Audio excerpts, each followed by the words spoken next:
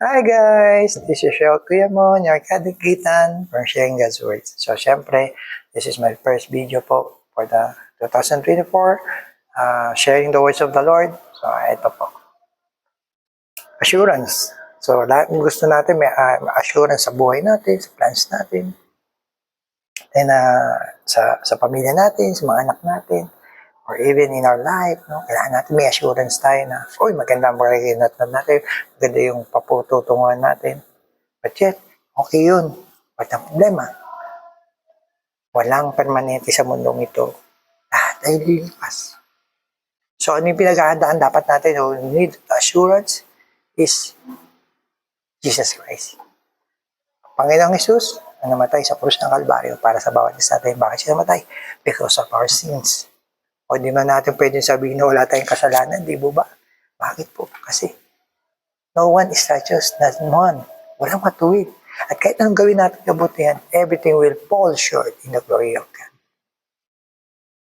Kaya nga po, ang kabayaran ng kasalanan ay kamatayan. Tadapat, itong good news. Tadapat ang kaloob na walang bayad ng Diyos. Kaloob, walang bayad. Buhay na walang hanggang kay Kristo Jesus. Ibinigay niya ang kanyang bugtong na anak para po sa bawat isa sa atin. Namatay sa krus ng Kalbaryo para sa ating mga kasalanan. Upang sino mang manampalataya at maniwala sa Kanya ay di mapahamak, kundi magkaroon po ng buhay na walang hanggan. That's the kind thing, assurance na nais ng Panginoon sa bawat isa sa atin. Yung hindi mapahamak, kundi magkaroon ng buhay na walang hanggan. Alam nyo, isang beses na po tayo mamamatay.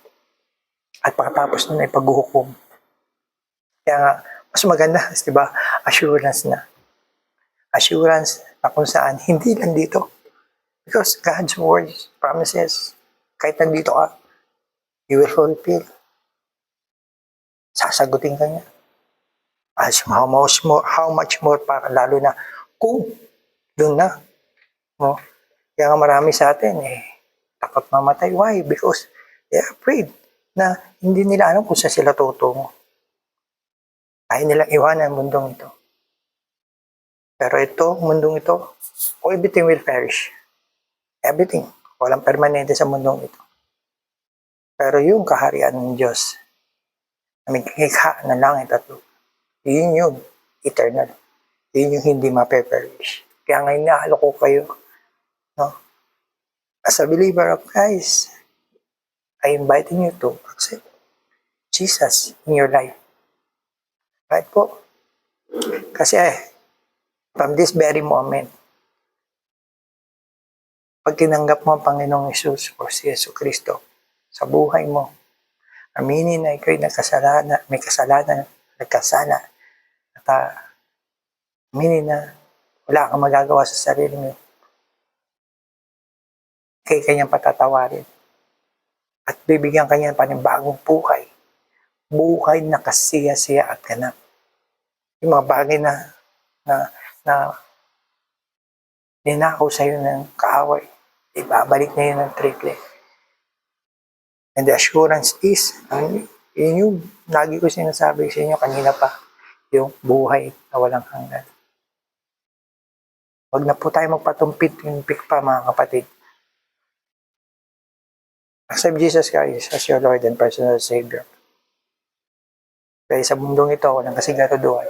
Pero kay Jesus, sigurado. May kasiguraduhan dito at doon sa kabilang buhay.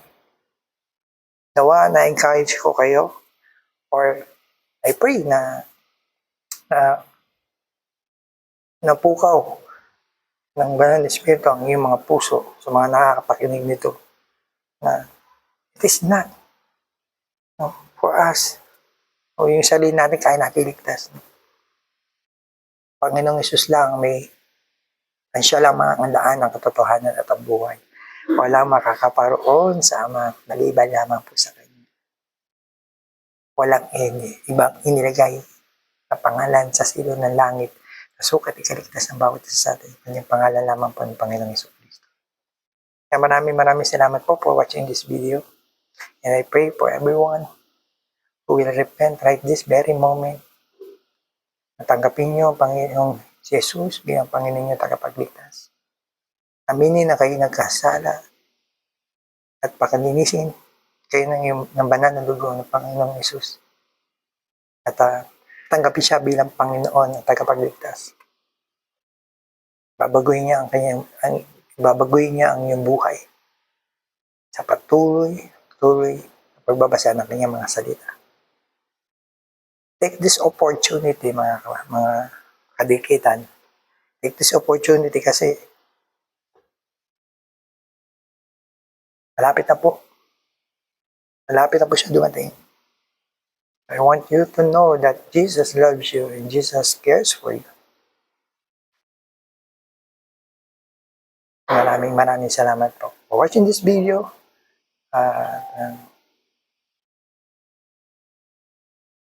Mabuhay po kayo, bawat isa sa inyo. God bless. Stay safe. Shalom.